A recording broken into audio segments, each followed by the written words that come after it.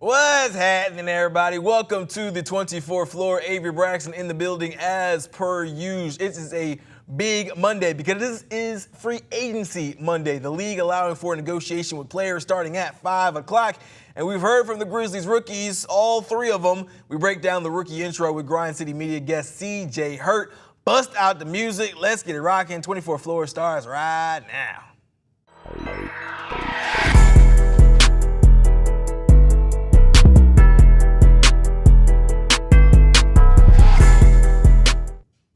Joining me on the show today, co-host of the Jessica Benson Show with CJ Hurt, also host of the HBCU Huddle, all-around producer extraordinaire. The truth hurts.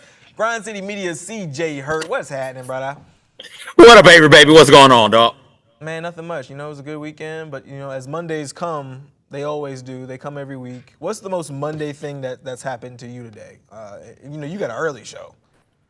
Today, was not sure who was going to be in for Jessica today. Mm-hmm. That was the most Monday Yeah, thing. we talked about that off air. You were like the adult or the oldest kid left, right? When the parents go out of town. Yeah. So Devin was in. The plan was for Devin to be in. Devin hit me last night like, "Hey, am I in tomorrow?" I was like, "Devin, what the hell are you talking about?" "Yes, you're in." Devin, it's 4:45, man. If you don't show up, I'm gonna come find you. Right, we're gonna drag you. 4:45 in the morning. I will find you if you don't come in. He came in. It was all good. We did our pre-show meeting about an hour before the show. It was a whole lot of fun. But as I was brushing my teeth, I was like, man, that's some Monday type nonsense right there, boy. That wouldn't happen on a Tuesday or Wednesday. Only on Monday. Yeah, my Monday type nonsense was we get about 10 minutes till showtime, and you know I walk in here, I sit down, I come back to open my computer up. And lo and behold, of course, my computer decides it wants to go into full-on reboot, full-on update mode. And I'm like, yo, I need this to start right now. And then it stopped. It finished, or I thought it finished. It restarts. And then it's like another update. It's like, oh, yeah, you're right. I'm like, oh, my God, this is the most Monday thing that could possibly happen. Is it done now? It's done now, yeah. I'm looking at my scripts. It's cool. But up until then, I was like, we might be going commando with these scripts today. We'll see what happens. Anyway, let's jump into. I love going commando. Yeah, we love going commando. Let's jump into the big idea for today. Big idea for today. Free agency is a go, or at least it will be a go as of 5 p.m. Central Time today. There's a lot of questions for the Grizzlies to answer. Mostly, how do they get under the cap or in the right space of the cap to extend Jaren Jackson Jr., and how do they build around Jaren Jackson Jr. and John Morant? One big piece will be Santi Aldama, who the Grizzlies tendered a one-year, $5.94 million qualifying offer to make it possible for the Grizzlies to match offers of any other team that wants to sign Santi. But it seems like the Grizz are pretty keen to keep their Spaniard. Take a listen. Yeah, we think very highly of Santi. I think he's taken significant steps forward. I can't go too far into, impending free agency, but we'd certainly like to bring Santi back. First time I'm in this position, so obviously, thankful for that. But, me and the team have a great relationship. I love it here. You guys know that. So I don't know how that would look like. Obviously, still thinking about yesterday and, this series, but hopefully we'll have good conversations as soon as we can. Santi was a pretty big piece of the rotation. Probably, arguably, their sixth man. Maybe at some point he was in talks for sixth man of the year. CJ, is bringing Santi back the right move, or do you think they'll let him squirrel away in free agency? It seems like Zach Kleiman thinks so. I think they'll try and bring him back. Absolutely. You don't tender a qualifying offer for a player you don't plan on trying to bring back. Now the issue is he's a restricted free agent, so the Grizzlies will have a chance to match any offer sheet that another team has out there. I'm not sure. Like, NBA salary cap is such a strange thing to me. It gets off into the weeds. It makes me yawn. It's real boring. For people much smarter. So I'm not than sure us. all of it. But I don't think they'll have the full mid-level option. So a team could come in with a full mid-level option for Santi and go up a couple $1 million. And then it's like, okay, well, we really need to sign Jaren. The Grizzlies would say we really need to get Jaren's deal done. If we don't do it this year, we'll definitely have to get it done next year. And if you're talking about Santi Aldama out there somewhere around 19, $20 million. I'm not sure if they can afford that and Jaren's deal, especially if Jaren makes one of the all NBAs, or if Jaren makes Defensive Player of the Year next year, or what have you. I think he'd be up for the super duper max at that point. And I'm not sure if you could have the cap flexibility to offer that to him next year if you've got Santi on at a full mid-level plus a couple of $1 million there. We talked to Amari Sankofa of the Detroit Free Press, Pistons beat writer, former Grizzlies beat reporter a couple years back. We talked to him about Santi coming up in Pistons talks. And he said the issue is Santi is a restricted free agent. So somebody's going to have to go out there and give him more than what the Grizzlies are willing to match. But there may be a team, be it the Pistons or Timberwolves or somebody like that out there who sees Santi, because there's value in what Santi Aldama brings. There might be somebody out there who say, okay, we'll overpay a little bit for Santi just to make sure that the Grizzlies don't match him. But from the looks of things, when you hear Kleiman talking, the decision to offer him that qualifying offer, the Grizzlies want to bring him back, but it's got to be the right price. Yeah, certainly. When you listen to the soundbite, I mean, he says it flat out. I mean, and he is responding to a direct question about Santi, but he says we would certainly love to bring Santi back. And them making him restricted free agent is like, all right, you can explore. You know, we'll let you take a gander and see what's out there for you. But I think when you look at what both sides of the equation can kind of offer each other, it feels like Santi is still a viable option for the Grizzlies for this team. You're talking about somebody who is 7 feet tall, somebody who can shoot the cover off the ball when he is shooting it consistently, right? He has a tendency to be a little streaky, but a pretty darn good shooter from the outside. Somebody who I'm not gonna lie, as I'm pulling highlights, right, for the show today of Santi Aldama, I'm looking through some old game tapes, and there were some games where defensively, he's maybe not quite what you want from somebody who is that tall. I wouldn't use the word traffic cone, but I wouldn't not use the word traffic cone at times, right? But I think what he can bring you offensively is certainly something that you need as somebody who can create some sort of his own shot at times if it's necessary. Somebody who can, you see right there, kind of get in the paint, and somebody who can shoot from the outside semi-consistently and create some kind of option or threat from the outside while especially John Morant is on the floor and getting into the paint. And so I think for a lot of reasons it makes sense to bring Santi back. But to your point, can you bring him back for the right price? I think, you know, the Detroit scenario is a good example of that's a team that potentially has some money that they can work with, but are they going to make it so that the Grizzlies really have to blink, right? And really have to say, do we want to bring him back at that price, especially when you're in a scenario where it's clear that these Grizzlies right now are trying to build the team around the two pillars, right, of John Morant and Jaren Jackson Jr. It will be kind of interesting to see who they decide is worth those kind of prices. It seems like Santi is the right one right now. What do you think about what the Grizzlies could do as far as the pieces they do still have?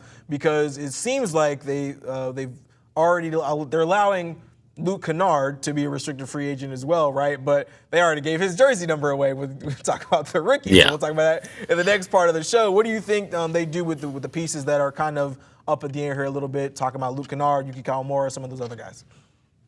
Best guess. Because again, that the most important thing from the times that Kleiman has talked to the media has been, hey, we want to get Jaren's deal done. We want to get Jaren's deal done. So you need people on the team who aren't going to be that large of a salary cap hit so that you can get Jaren's deal done. If not this year, then next year. Now, it'd be best for the team to get the deal done this year. You go ahead and get it done this year. You go ahead and lock him up. And he's not, I don't believe he's Supermax this year. No. But it's best for Jaren to get the deal done next year if he gets to be in that Supermax category of player by making one of the All-NBAs or making Defensive Player of the Year. God, even a MVP type season, right? He'd be in that Supermax spot. And so I think Jaren's going to bet on himself, wait till next year to sign the deal and maybe be in the Supermax category. So going back to the free agents this year, I don't think you can bring Luke Kennard back and get Jaren's deal done either way it goes. Also, you said it. Like they had given Luke Kennard's jersey number away on That's ice Friday cold, at that man. rookie That's presser. ice cold. Listen, man, yeah, it's a business. It's a business. So that's that deal. The Santi piece of it, you can do something to get Santi back at the right price, and you're good to go. Now the Pistons, I didn't think the Pistons would be able to offer that much for Santi because they wanted to get Malik Beasley's deal done. But then, lo and behold, Malik Beasley's under investigation for some type of gambling scandal. So who knows what they're going to do with him? So they could let him go and then push all their chips in free agency towards Santi, which would be a big deal for the Grizzlies. As it pertains to Yuki, he's on a two-way. I think Yuki, with the 2 draft picks that the Grizzlies got coming in, I think he's gone off of his two-way. It's been fun. That ride was amazing. We'll always remember the Yuki chance in 2024. Cam Spencer is interesting. You might be able to pull Cam up at a reasonable price, $2 million, something like that. And then Stevens and Bagley the third, I think that they're under team-friendly deals, under $3 million, just under $3 million for both of them. So I think you could theoretically bring both of those guys back. And then in addition to having KCP and then figure out something to do with Cole Anthony, that's what I would expect them to do in free agency. But you got assets, you got things that you can move and things that you can trade. You can always do a sign and trade with Santi. If push comes to shove, help him out, help yourself out, do a sign and trade with somebody, get a player back, get a draft pick back or something like that. But that's how I expect it to flow for the Grizzlies. The key for them after the Bain trade is, hey, how do we build around John Jaren? Well, step one, you have to make sure you have John Jaren. You have to make sure you get their contracts done. And once you do that, then you can figure out the ancillary pieces. Yeah, I think you kind of hit the nail on the head there, and there's still going to be some guys that they have to target in free agency. You know, a couple of guys that we've kind of heard some whisperings about. Ty Jerome for the Cleveland Cavaliers. Seems like he's going to be on his way out of Cleveland. Could potentially be the 2 teams that have been connected to him have been the Grizzlies and I believe have been Orlando, ironically, as they traded with each other with the Desmond Bain trade. Do you think Ty Jerome is somebody that you could see in this Grizzlies backcourt? Do you think he fits with what the Grizzlies could be? Yeah, I think that you need another shooting threat. I think Ty Jerome can be that. He's a solid defender as well. We saw him do that up in Cleveland. My only question is, and this is where I just don't have the brain capacity to get into the minutiae of the contracts. How much are you paying him? Do you have the full mid-level? Do you have a different mid-level? Is he willing to take less money to come here? Because I would imagine good teams will be willing to give him a full mid-level. That's just my guess. So can you compete with that? Would he be willing to take a little bit less to come here? And how does bringing him here affect the cap next year when you'll have to pay Jaren potentially a supermax type deal? Yeah, I think that makes a lot of sense. You're certainly wondering, I think from an offensive perspective, you would welcome Ty Jerome's offense. I think when you look at what they did in the draft, and we'll talk about this more kind of in the second block here, when you get into the draft and you see the kind of guys they drafted in terms of, we kept using the word dogs and guys with certain kind of attitude and a certain kind of mentality, especially on the defensive side of the ball. Ty Jerome, I don't know if he fits so well from that kind of perspective. But you certainly need a mix of talent, and some guys are going to be scorers, and some guys kind of aren't. And I think when you see with some of these wings that they're going to be the long, rangy guys who can play mostly defense, but can also throw a 3-point shot in there for you, or be some kind of threat for a Ja Morant. We also got to look a little bit at the front court because. Certainly a place of concern for the Grizzlies right now. We lose Zach Edey at the beginning of the season as he deals with ankle surgery, foot surgery, and then you're talking about a Brandon Clark who's kind of on the return as well. Should be, we think, ready towards the beginning of the season. We know the Grizzlies are in need of a center. Day'Ron Sharpe of the Nets kind of came to mind. DeAndre Ayton is now a free agent, but we also know that Day'Ron looks like he's going to re-sign with the Brooklyn Nets for about $12 million, which is kind of surprising. Or 2-year, $12 million, not $12 million in 1 year. CJ, any of these guys kind of on your radar? Anybody you like?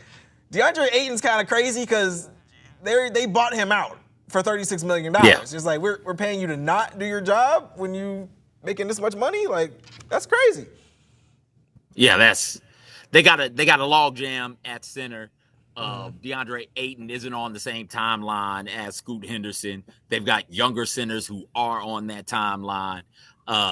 It makes sense to me. You're paying him this year so that you have more flexibility.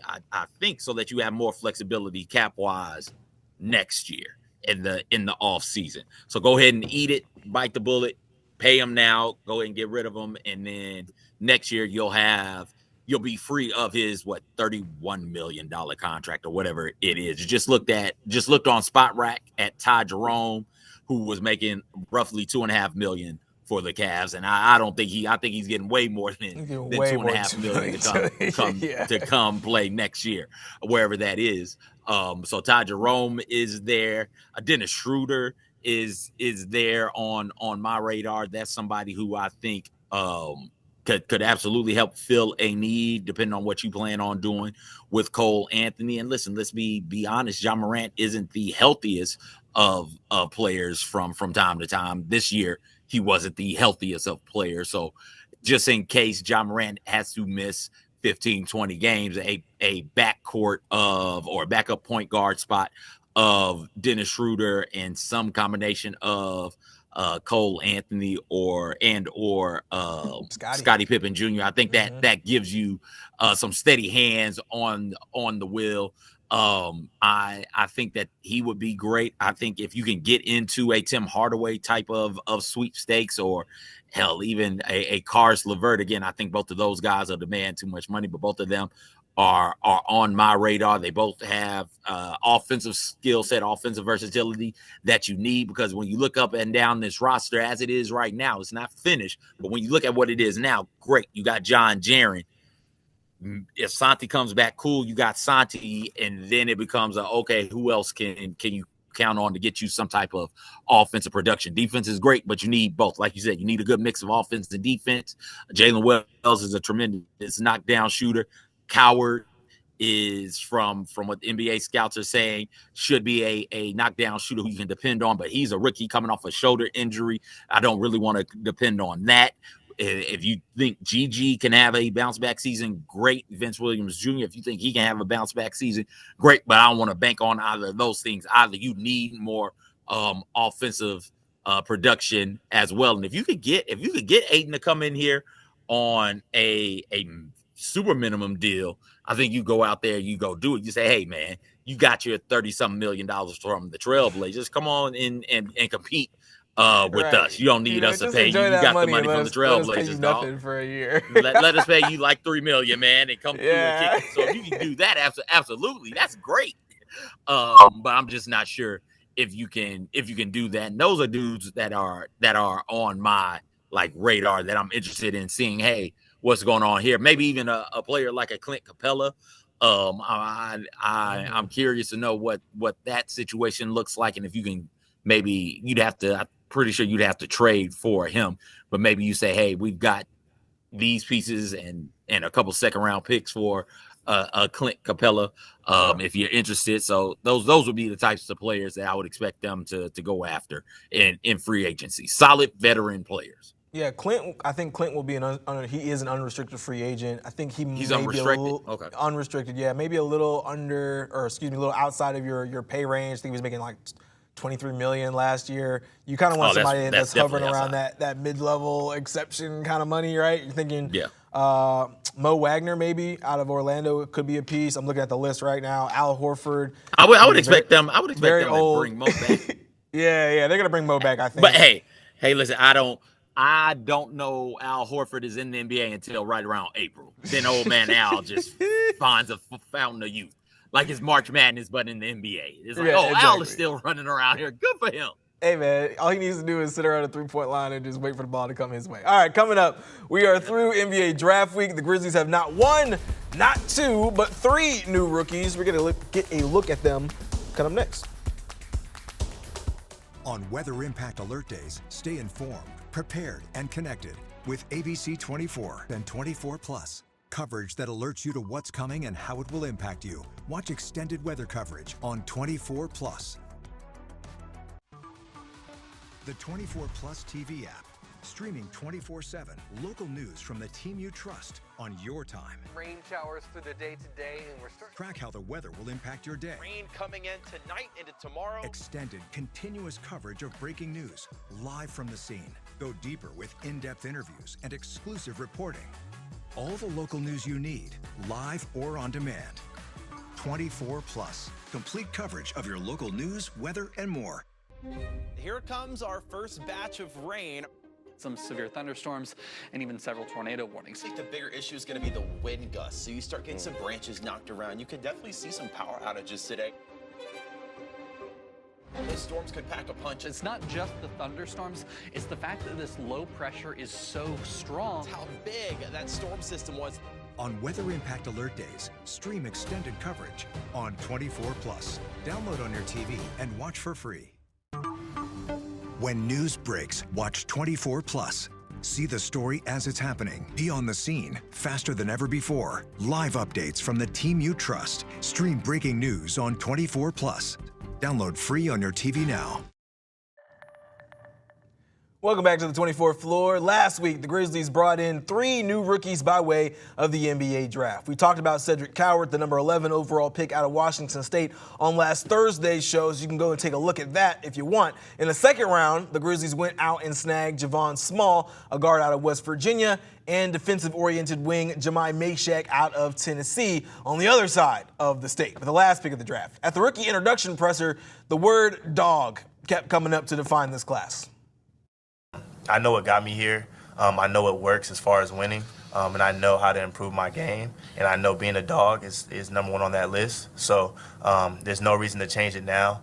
It's the formula that I've always worked with. All 3 of us, we're not afraid to be different. Like, not everybody gets that dog title, and you don't give it to everybody for a reason. I mean, to be able to hear Zach say that we have that title, and, you know, all our job is to continue that and, you know, even elevate upon that. So now instead of calling us dogs, we're, you know, the Memphis Grizzlies 2025 draft class.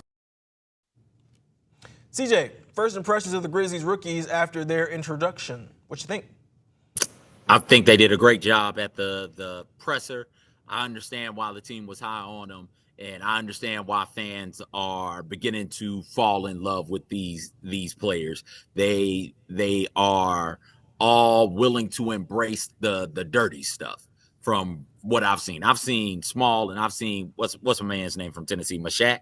I've seen them play a fair amount of college basketball. Right? I hadn't seen Coward play that much because I don't think anybody has, but scouts are saying that this guy has the measurables to be one of those really good defensive players. 6'6", 7'2" wingspan, good 3-point shooter.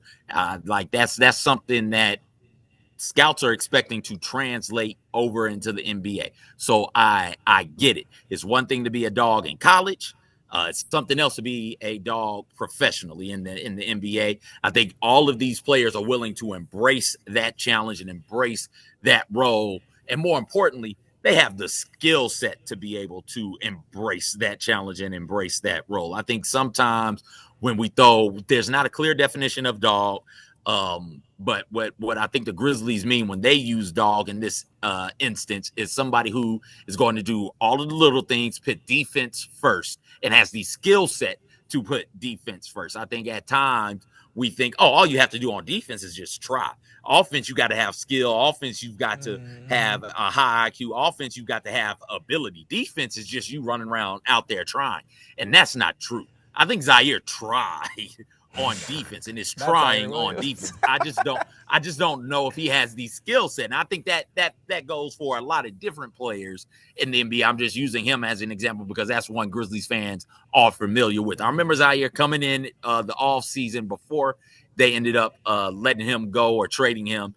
I can't remember. I think it was a trade before he ended up leaving Memphis in either trade or free agency. I remember him coming in like, yeah, I'm going to be a defensive stopper this year. And then he went out there and he tried his damnedest. He tried his best, but he's just not that. That skill set is something that you've got to have the skill set to be a good defender.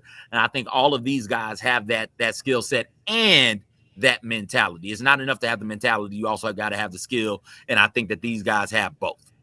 Yeah, I think what was interesting to me as I was listening to all of them is like the dog mentality was something that they all mentioned as like, this is how I got here. This is what elevated me to this position was. They're saying things like I watched Tony Allen growing up. Yeah. We got a Core 4 mention. We got a Tony Allen mention. I was like, y'all want to be loved here really fast because those are the 3-4 easiest words you could say that immediately have Grizzlies fans like, oh, you know what you're talking about. You're in there. Right. I think what was really fun to listen to all these guys just kind of talk about how they got to the level that they were at. And we didn't hear from Javon Small in that soundbite, but even he mentioned, he was like, I was never picked first, second, or third growing up, and all I had to do was be the hardest working guy in the room, be the guy who's going to be willing to do everything that anybody else is not. And I think that's what you want any player in the league to have the mentality of, but especially your rookies, especially your second round guys who tend to be those more overlooked options, but still really effective players. I can see a world where, Javon is probably on the two-way, and then you're looking at probably Meshack kind of competing for that other two-way spot with Zion Pullen. And we'll just see who gets after it a little bit more down there in South Haven and see who gets that spot. But I think when you look specifically at Coward, you're talking about a guy who's 6'5", 6'6", over 7-foot wingspan, and you're talking about the list of guys that look like that, and they're all premier players in the league, right? And I think that when you're looking at where the Grizzlies are, especially when they moved up to go get a guy like Coward, you're talking about them maybe taking a little bit of a step back so that they can take, maybe 2 steps forward later on. To me, it seems like they're positioning themselves to not have a bad year, but be in the playoff picture, quote unquote.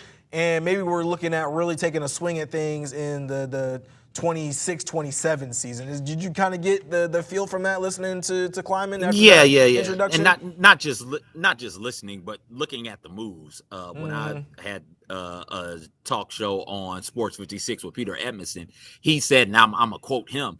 He always used to say, "Listen, you don't have to tell me the plan. I should be able to look at the moves. If it's a good plan, I should be able to look at the moves that you're making and say, oh, this is the plan." I think if you look at the moves that the Grizzlies are making, the decision to give up they got 4 first-round picks from the Magic. The decision to give up 2 of those to move up to take Coward means what you're saying. Hey, we're going to win as many games as possible. We're going to compete. The championship is the name of the game every single year, but we're not all in. We're not going for broke this season. We think that Coward in a season 2 or 3 will be one of the better players on the team. Maybe not the first or the second because we got John Jaren, but hell, he might be third best. He might be for us what Chet Holmgren is for the Thunder, right, in a couple of seasons. So let's do the things necessary to get him the development that he needs to be ready to go. And if that means taking a step back, Kleiman said a couple of years ago, success isn't linear. There will be moments where you have to take a side step. There will be moments where you even have to take a full step back. But if they hit on Coward, they gave up a lot to move up to get him. If they hit on him, they'll be right where they want to be. The Grizzlies have tried for a while now to get one of those types of wings. And by those types, I mean a quality, high-level 3-and-D wing.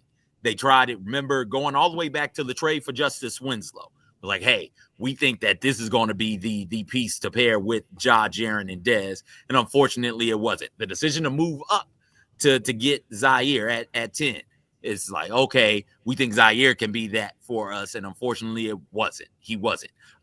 Thinking about, oh, my gosh, look at what they got in the second round. Vince and Gigi, look at what they've been doing. Look how great they did 2 seasons ago. We think we might have that. And then injuries derailed their all-season conditioning and off-season training and growth and development, and they just weren't that. So the Grizzlies have looked for that. They think they have it in Jalen Wells. There's a hope that Vince and Gigi return to the production that they had 2 seasons ago, not necessarily what they had last year. I think an off-season, a summer league will absolutely help with both of them. So here's hoping that happens, and then here's hoping that Coward, who has all of the measurables but he will be a bit raw because he played 1 year of D3 basketball, and then he played 2 years at a mid-major at Eastern Washington, and then 6 games at Washington State.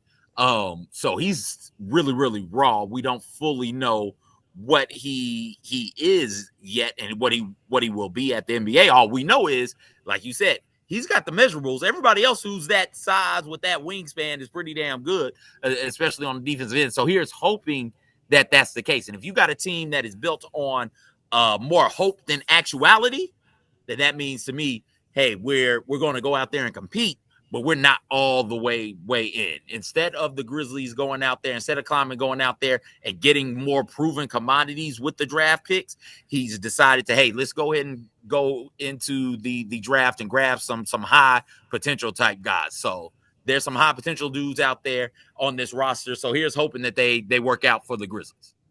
Yeah, high potential, certainly the name of the game anytime you're drafting rookies anyway, right? You're hoping this raw ball of clay you can mold into something that is really, really good. And I think, you were talking about how you think Coward could potentially be, what Chet Holmgren is to the OKC Thunder this year. Is like you're really kind of hoping that he turns into Jalen Williams, right? Not necessarily in that he is the second best player on the team, but that he is having that level of impact in that kind of body type because they are very similar players. I would be interested to kind of see how much a Javon Small could potentially, find his way in, poking through. I don't think he's going to be in the rotation certainly this year, but I think as a two-way player, like you mentioned earlier, that Ja Morant is not always the healthiest player on the Grizzlies roster, and so there are going to be times where you're going to have to pull him up, I think, and see what he can do on an NBA floor and against NBA level talent. And then Jemai Meshach, I just feel like if he can find his way onto the floor, it will be because of his defense. He talked about being a guy that can potentially, his shooting is underrated, but he didn't have to shoot when he was at Tennessee, that kind of thing. It'll be interesting to see all these guys' growth as they continue to go forward. CJ, I appreciate your time, man. I know you're a busy guy.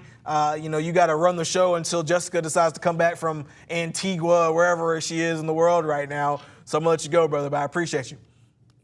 Appreciate you. Take care, man. Of course. A couple of Tigers were not drafted to the NBA, but will be playing some NBA ball this summer. We'll tell you who, and we'll tell you where. That's coming up next.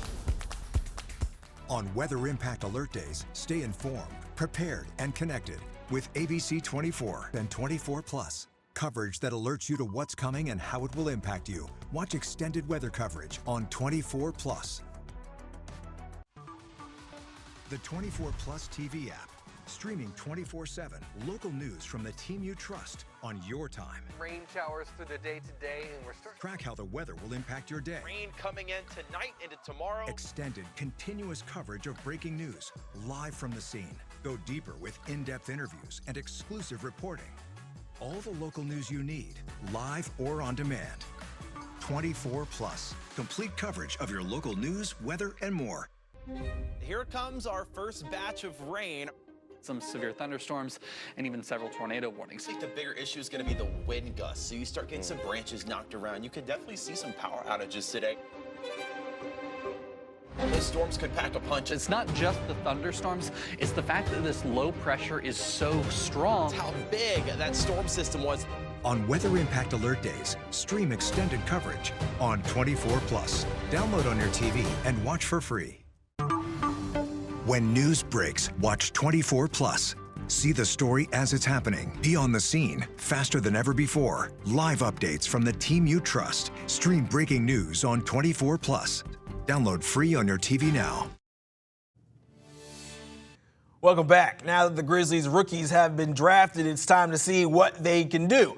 The Grizz NBA Summer League schedule has been released. As usual, the Grizzlies will start their summer in Salt Lake City, playing the OKC Thunder first on July the 5th. That's this coming Saturday, by the way. They'll play 3 games in Salt Lake City before making their way to Las Vegas, where they'll play at minimum 4 games against the Celtics, Blazers, Warriors, and Hawks. New head coach Tuomas Isalo says he will head up the Summer League team in his first duties as official head man. We can use it as a test run or a ramp up in for the coaching staff and also to invest in these young guys.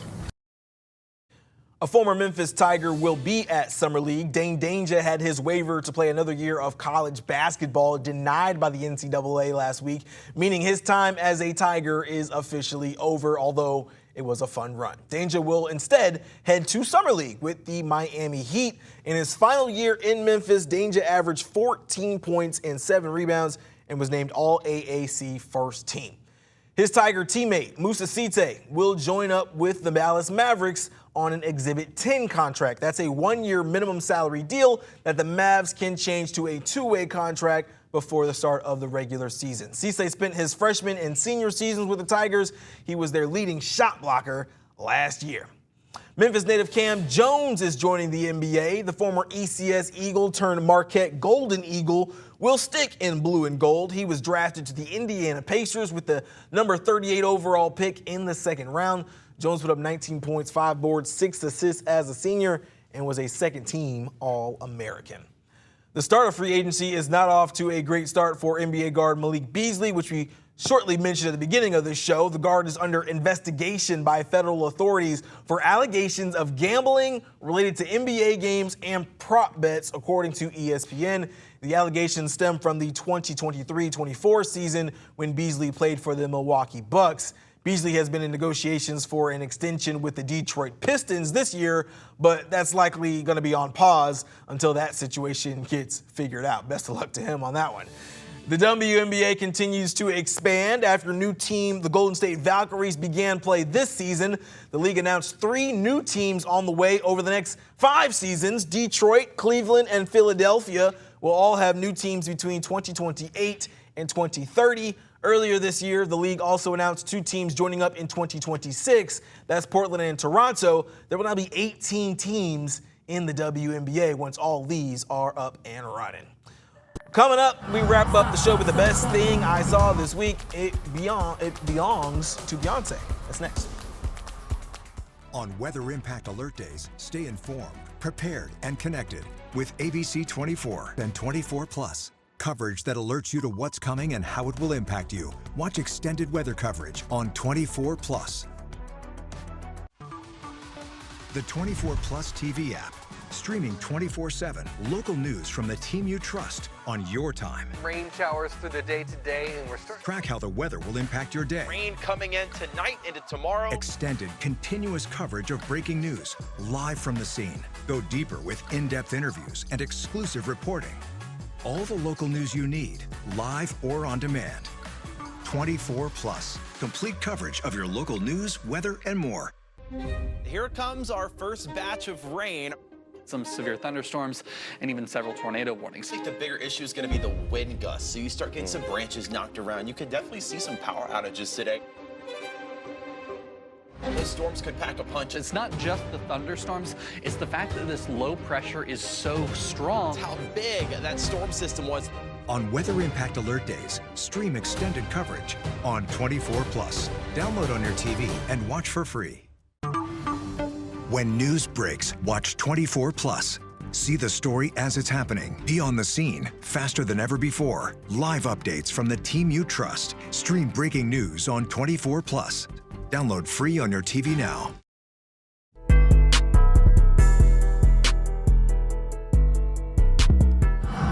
It's not the best thing I saw this week, but perhaps the most uncomfortable. A prop malfunction leaves pop star Beyonce dangling in the air during her concert in Houston over the weekend. Videos on social media showed what appeared to be the car tilting in midair as Beyonce stayed strapped into it. The superstar was safely lowered back to the ground. Her production company said nobody was hurt, most importantly, Beyonce, because Cowboy Carter is an amazing album. That's all I got on the show today. Thanks to CJ Hurt for joining the show. Thanks to Richard Denson and Leanna Davis making it move and groove behind the scenes. We're back on Thursday, but until then, see you later.